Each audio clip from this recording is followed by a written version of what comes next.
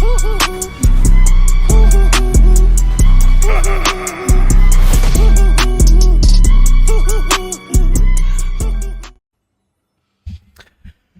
guys, today is a big day. As you can see, a new haircut, looking good, looking fresh, looking also way younger. Anyway, I got coached by Frappy.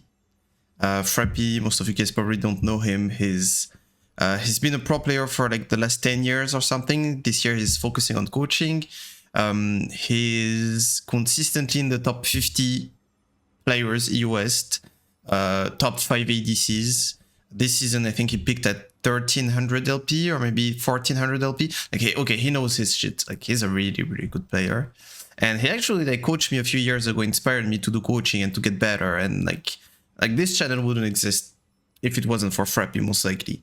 So Frappy coached me, and I asked him to coach me on specific subjects. Let me talk about these subjects.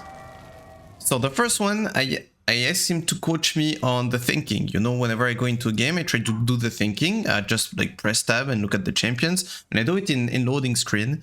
And I try to gather information that's going to be useful for me to win the game. And I felt that I was decent at it, but I was not good enough. And of course, he's a pro player. He's a drafter. He knows the in and outs of every single champion, every single lane. So I asked him to just go through different loading screens, like 3, 4, 5 of them, and just like he does the thinking, and so I see what I'm missing or not. And here is the first thing that's appeared to me that I didn't think about. For him, he always look at bot lane first. He always looks at bot lane first, and it's gonna be for him the biggest win condition. And then he looks at how the rest of the team can enable bot lane to win the game. Of course, he's an ADC player, so you could think it's him pushing his agenda. He actually told me, for example, that top lane is a broken role because it can affect bot lane. But I think he's not. I think he's not pushing an agenda. I think he just knows how to play the game, and that's how it should be done. So he always looks at the bot lane first, and then goes to mid lane, jungle, and then top lane last. And it was actually pretty funny because you would see like loading screens, and at the end of them he would say, okay, you won that game, you lost that game, you won that game. And he was right like every single time. I was like what even play, man? Is it a draft game, or what even play solo game? Of course, of her, you can still have an impact outside of the picks. So now I would just play this. I would just set the gameplay as kind of ASMR while I explain the concepts and what happened, what are the consequences of my coaching. So that was the first part, doing the thinking, and hopefully I'm getting better. By the way, that's why I'm not streaming still, because like as you can see, my internet issues are not fixed. And then the second part was skirmishing and team fighting. We looked at some gameplay and we both agreed on the fact that I don't know how to fight, and I know it, you know, I don't know how to skirmish, I don't know how to team fight. And I mean, like, it's not hard to find a reason. I just defaulted to split pushing my whole League of Legends career, because at first I had a trash PC, but then I had a good PC. But once I had a good PC to enable me to actually play team fights, well, I was like really shit at team fights and really good at split pushing. So I was like, well, let's keep split pushing, you know? And whenever I had the decision to make between split pushing and team fighting, well, I would choose the split push. And he made me realize a lot of things, a lot of the limits about split pushing. He told me like split pushing is a scam. Split pushing is not what wins you game. It's a tool you use to win games. But what wins you games is the objectives, etc. And he's right. That's why I was doing split pushing. I was trying to bring 2 people on a side lane and create a 4v3 for my team. But then he made me realize something. If I'm playing selfish throughout the whole game for the first 15-20 minutes, and whenever there's a big skirmish, a big fight, the enemy top laner is there, and I'm just on side lane getting T2, getting T1, getting T2, getting solo gold on Herald, just like becoming a monster. Well, by the time I can bring 2 people on top side, because I'm that big of a monster, my team is actually behind. And because they're behind, it's not guaranteed that they make something happen, in a 3v4 situation or in a 4v3 situation. And that's something that I didn't realize. Also, like another thing that I didn't realize is that, so for me it's solo queue, so you need to be selfish, you need to invest on yourself, not on your allies, you know? So I thought that solo, like split pushing was the way, and defaulting to just side lane and my gold was the way, because then I'm investing on myself and not them. But then I realized that if I'm splitting and bringing people bot top, creating a number advantage on my team, well, I'm still relying on them to actually make something happen with that number advantage, and very often they wouldn't do that. Now, if I get a lead, and then I go to a team fight and I use that lead to win a team fight, to win a skirmish, now I'm taking responsibility, now I'm looking to win the game. So that made me understand Ranger's thought process and gameplay. You know, like for example, Ranger says you should never go grasp on Tryndamere. And I think that's the reason why, like it just matches another idea that Ranger has. And he said once on stream, like, whenever there's a big team fight going on with your team or for your team for an objective, you need to be there. Even if you're a speed pusher, like you need to be there for those team fights. You need to take responsibility. And I wouldn't like fully agree, but now that like Ranger says it, Scyther probably says it, the way Scyther plays the game, it's very also like he's gonna be there on those fights. And so Scyther is like the best Tryndamere NA. And then Frappy, who's legit been a pro player his whole life, says it. And then if you watch competitive, they would say a League in its current state is a team fight oriented game, it's a 5v5 oriented game. So like everyone says it, like who am I at this point, you know? Like, okay, Ranger can be wrong, and maybe Ranger and Scyther, and maybe Ranger and Scyther are like, I mean, at some point, like, they have to be right, you know? Just gonna flash here, yeah. So, because we realized that our shit is a team fighting, and also that I should be there for the objectives, I asked Frappy, okay, do you think I should go on a drill?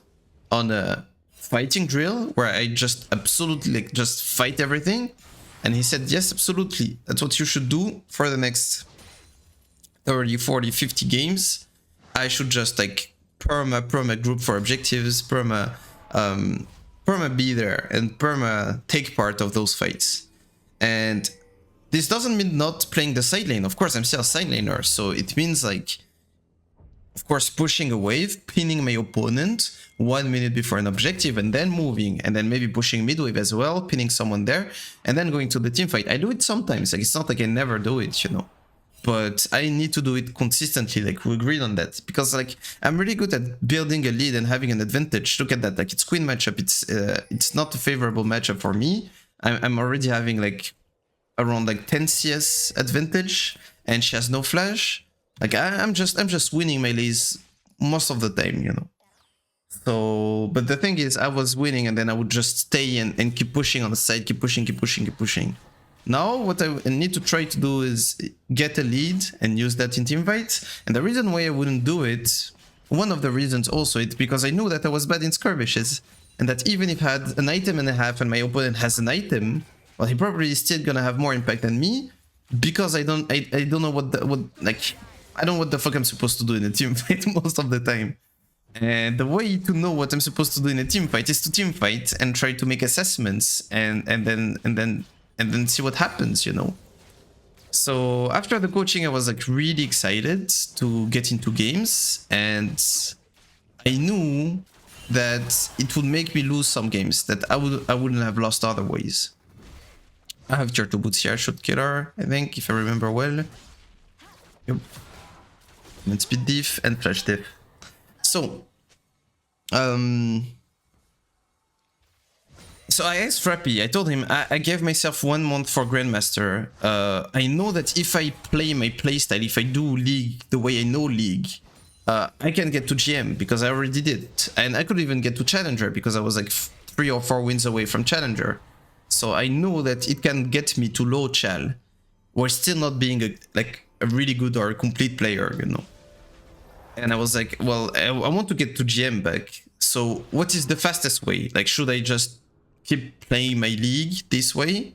Or should I start trying and maybe for like 30, 40 games, it's gonna be very tough and I'm gonna lose a lot of LP and then it's gonna be good. And he told me, yeah, don't worry, bro. Like, it's not gonna take 30, 40, 50 games. You already know a bunch about League and you're champion.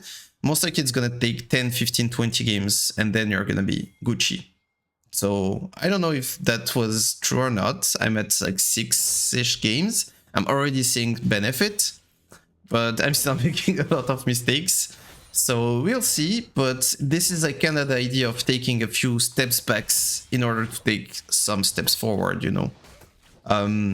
So short term, I mean, yesterday, so I played at night and it made me miss plays and miss kills that I wouldn't have missed, wins that I wouldn't have missed otherwise.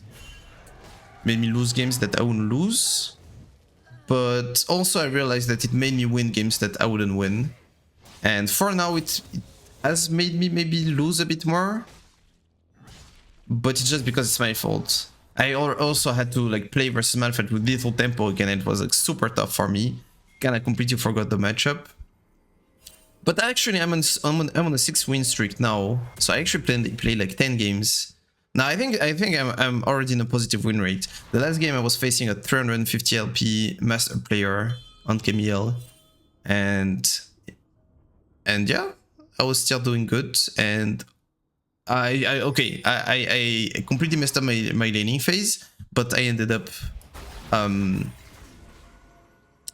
how it's called, like out impacting on the map.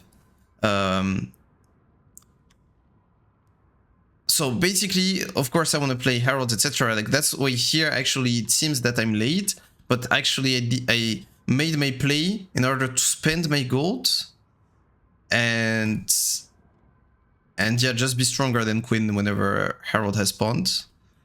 But Senna is coming as well, so it's winning. But I mean, so he said that I should start doing it at second Drake. Of course, like when we say every single objective, like I'm not gonna go on first Drake at 5 minutes and lose like 3 platings to enemy, Fiora or whatever. But for example, this skirmish, like me in the past, I would be like, well, we got the Herald, that's it, so we shouldn't like fight anything. And our next objective is Drake. But this is like the kind of skirmishes that, okay, I need to go for.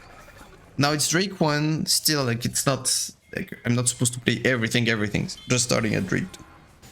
So we'll see how I do that in that game.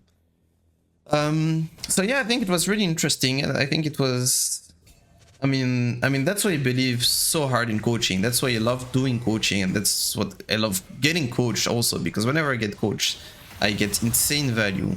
And I see like really big differences. A play that you're gonna see me do more actually is this one. The fact that, well, if you crash a wave, well, not this one then. If you crash a wave, you get some time on the map. But if you want to have enough time to go and play a Drake, well, maybe you need to crash a wave and then proxy the next one. Then you have even more time to go and participate. So yeah, last few things that I could say about all of the story. Well, the first one is I want to say big sorry for 2 reasons. I want to say sorry for the people who liked my gameplay and like the fact that I'm always like going for the split when I can rather than skirmishing. I know that some people like that about me and my content. I'm thinking about Stetson, but I know he's not the only one. So yeah, sorry about that, because for the next few weeks, maybe month, I will be like legit focusing super hard on skirmishes, team fighting, and just like being there, you know. Still, of course, when it's good, like sometimes it's just gonna be really good to split, and I'm gonna go for it. But like ultimately, the goal is to find the perfect balance. The goal is to find the perfect balance, but in order to find the perfect balance, I've played in an extreme for such a long time, and now I'm gonna try to go onto the other extreme. So my first extreme was perma split, and now the other extreme is like perma group, sort of.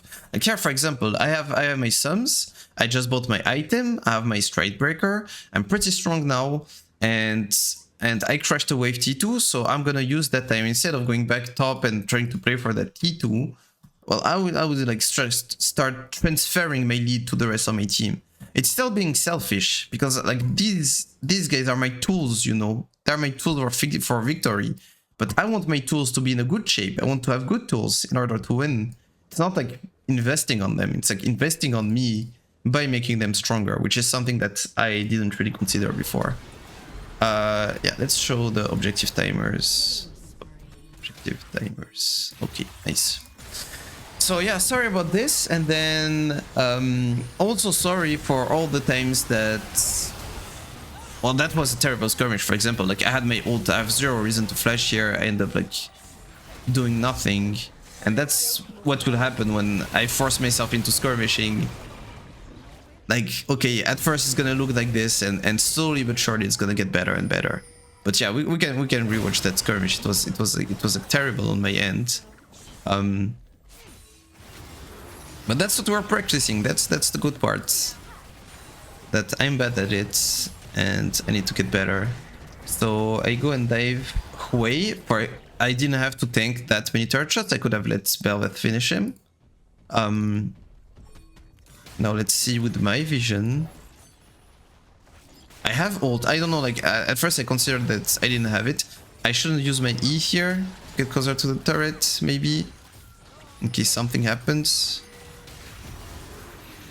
Now, why am I Eing? He's gonna get in meta range. I should just be tanking the turret. Now, Senna is tanking the turret. I should just be walking in meta range of Silas, getting the turret aggro, and then I just tank the aggro for my whole duration. That E was really bad, and then I get kited, and then I flash. I don't know what I'm flashing. Like, I just dove, and for me when I dive it means that I used ult, but I actually had it, and then I was like, oh fuck, I actually have it. It was pretty bad on my end. Anyway, so yeah, and then sorry about like all the times that I said, well, this is the right play when it wasn't. Well, I didn't know. That's why I'm trying as much as possible. When I know, I say that I know. When I think, I say I think, and when it's probably, you know, I try to be careful with the words that I use. But I mean, something that every single educational streamer does. Like, sometimes it's gonna say, like, this is good, you should do that, etc. But, I mean, if the guy always knew, he would be, like, he will be winning the world championships, you know? And even the world champions, they still do plenty of mistakes. So, it's part of the thing, you know? It's part of being a teacher or a coach. Like, you don't know everything, but sometimes you have to take credit and take accountability and say, like, this is the play, this is the way you should do that, etc. So yeah, I'm gonna see League very differently now. Here, for example, there's a Drake spawning, and my original me would be like, well, we have Herald and Drake spawning at the same time. I'm just gonna play top, let my team do whatever on Drake, and I will look to solo Herald. And then when everyone is fighting on Drake, I will put Herald top and take 2 turrets, which will give me ultimately 1k gold, etc. But by doing that, my team is most likely gonna lose at Drake, so solo is not gonna be on condition, and my team is gonna be a bit behind. So whenever I'm gonna be bot and apply pressure for Nash, my team is gonna be maybe behind, and won't be able to just do Nash as easily as they should. So here I'm like, well, I would do the opposite, you know, like Belveth wants to play Herald anyway. But, like, yeah, I'm gonna focus on those Drakes. And I think I just solo it, most likely. And you see, those pings, okay, I wanna take it. I wanna take Drake. And, well, there's no fight here. Like, we didn't have to fight for Herald, and we're not needing to fight on Drake. I was waiting for information on Echo, waiting for info on Echo, waiting for info on Echo, and I think as soon as I have info on Echo, I finish it. Okay, well, nothing too fancy, nothing too crazy here. But yeah, I'm gonna focus a bit more on Drakes and less on soloing Heralds, you know. Maybe I should have just went with my team though on that Herald top. Just like go as 5 and from Drake go, from Herald go to Drake. Probably I should have done that. So yeah, I'm still I'm relearning the game, you know. I'm legit relearning League of Legends, and I do feel like it's, I mean, in Frappy told me to do that. It's just that it's the correct way, you know. Didn't pick that word. It's just like the way to play League of Legends. And actually you have some examples. If you look at my channel, I think the video that I posted probably 4 days ago was called like how to play when you can't lane. And it's when I'm facing Warwick and I cannot lane anymore, and then I just go bot and we dive bot and my bot lane is ahead and we just win the game.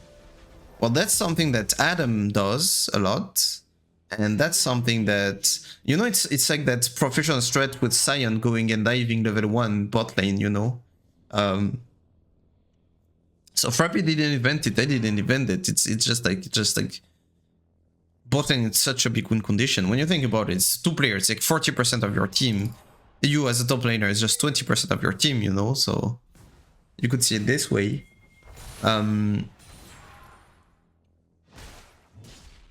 So yeah, I'm gonna relearn everything. I'm gonna learn skirmishes, which is something that I always got a bit scared of. Also because there's a bit of that fear of being how are you gonna say it in English? Being ridiculous, being just looking bad, you know. Like, it's easier to win a 1v1 and dive someone top lane rather than win a 5v5 where you have like 40 spells and 10 passives and flashes and sums to keep in mind and interactions and whatever, you know. So yeah, it's gonna take some time, but like here, for example, usually I would just be looking at this inhib, and I was not looking at inhib. I'm just trying to see like, okay, yeah, that's just me trying to apply the coaching, you know. Like, usually, you know me, I would go for that inhib. But the thing that Frappy told me also is, like, very often the things that I actually value when I'm splitting like this, well, if you win the skirmish, you're gonna get it later, you know.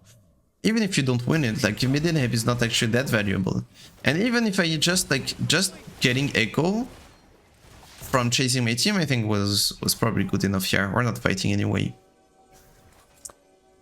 So yeah, we're gonna see where it brings me, but I actually already, like, I'm feeling like I'm playing the game. Whenever I won games recently, it was with 4 Drakes, 2 Heralds, Nash. Like it's actually so easy to play for the objectives because people don't do it. Oh yeah, I was gonna say, yeah, I was saying, so you have this video versus Warwick, and then I asked Frappy, like, so should I actually do that sometimes even if I'm not, like, I can still lane? Like, for example, versus Warwick, I could not lane, so I went bot lane to dive on minute like 7 or something.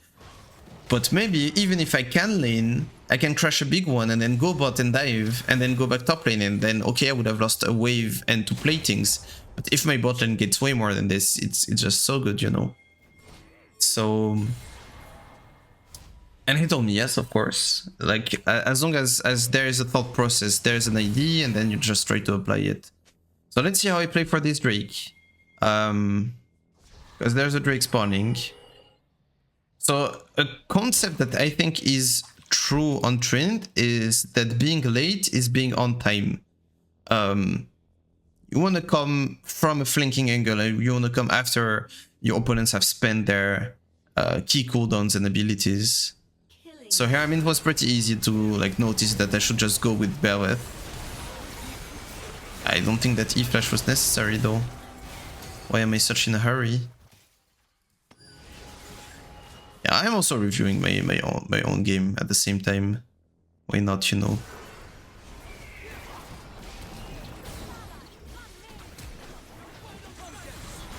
But what am I flashing for? My E actually reaches him.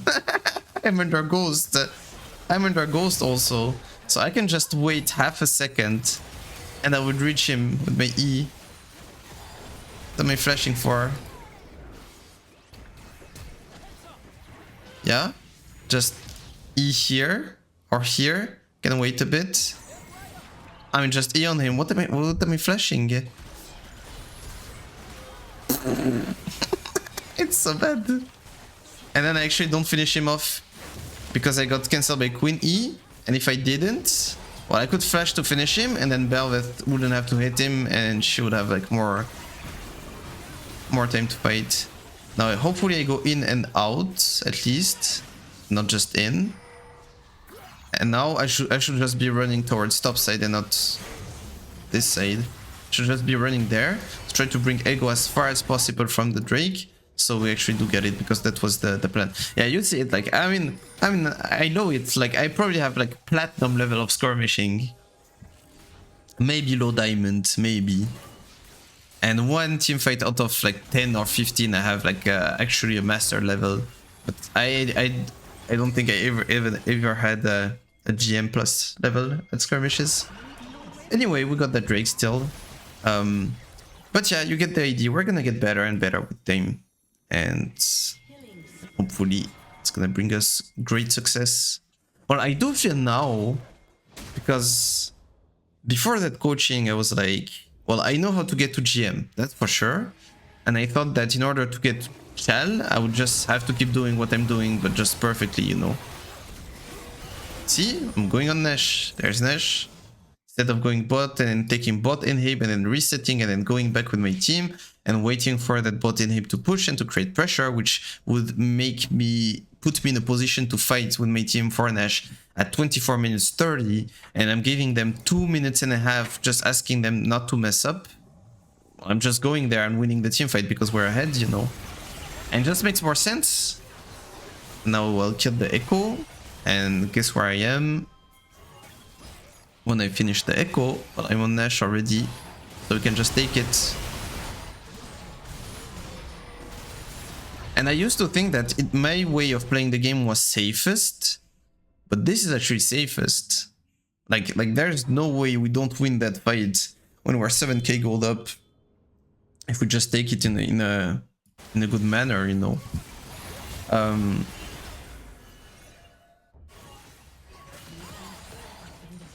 So yeah, that's what's up. That is what's up. So today's video was kind of an introduction to, yeah, see again, like you see me, like you see 6 years of experience telling me to, but go top, bro, just ping your team back, ping your team to be careful, and then just go top and push that. But how many times did it happen that by the time I'm pushing this, well, they get engaged by Echo and they actually die to him. So now I'm like, well, fuck it, I need to go there. I need to cover for that. So the Echo, focus him a bit.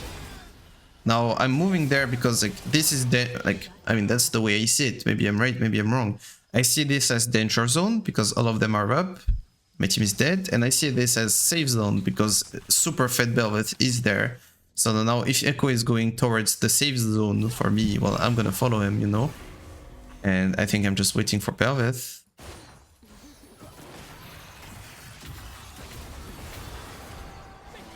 Actually, I didn't respect Silas E range. Still kill him though. Belvis is there now. And most likely we just finish the game here.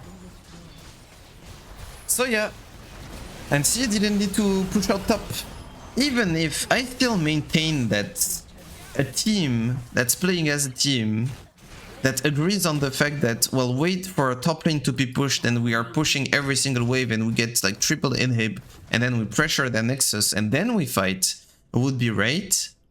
Well, it's solo queue, you know, and people are still not gonna respect Echo. That, by the way, Echo was on vision, like we knew that Echo was here and flanking.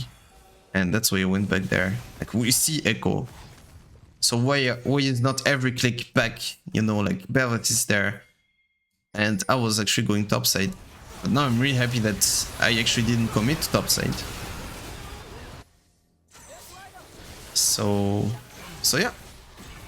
And then yeah, I think we just finished the game. Up.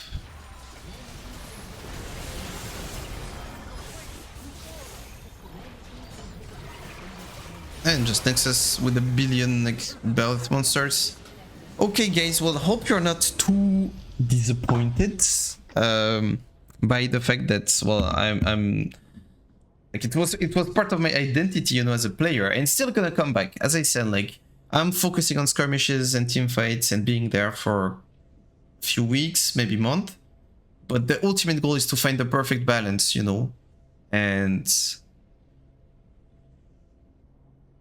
yeah, hopefully we can do it. Hopefully we can make it happen. I think it's pretty exciting. I'm actually super excited. Like right after recording that video, I'm gonna play some solo queue again. And well, by the way, I can show you how is off-stream account doing. Because of sorry about that. So let's see. That was before the coaching. And then after the coaching, I had those games 1, 4, 0, 2, 5, 9, 6, 7, like trying to make things happen, but not quite making things happen. And then it's getting better. And you can see like with my KP, it's not the best, but 18 here, 9 here, 10 here, 15 here. And we're winning. Like it's getting better. It's not the best yet, but it's getting better. And yeah, my last opponent was like 300 LP, so the MMR is pretty good as well.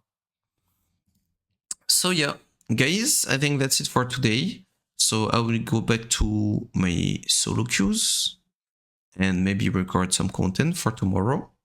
Well, as always, thank you so much for watching. If you stayed that whole time, well, thank you so much. Feel free to drop a like, comment, or subscription if you enjoyed the content. I will see you, well, whenever you see me. I'm posting every day around the same time. Until next time, take care of yourselves, guys. Good luck and have fun in gaming in real life. And I will see you next time. Peace, guys. Bye-bye. Much love.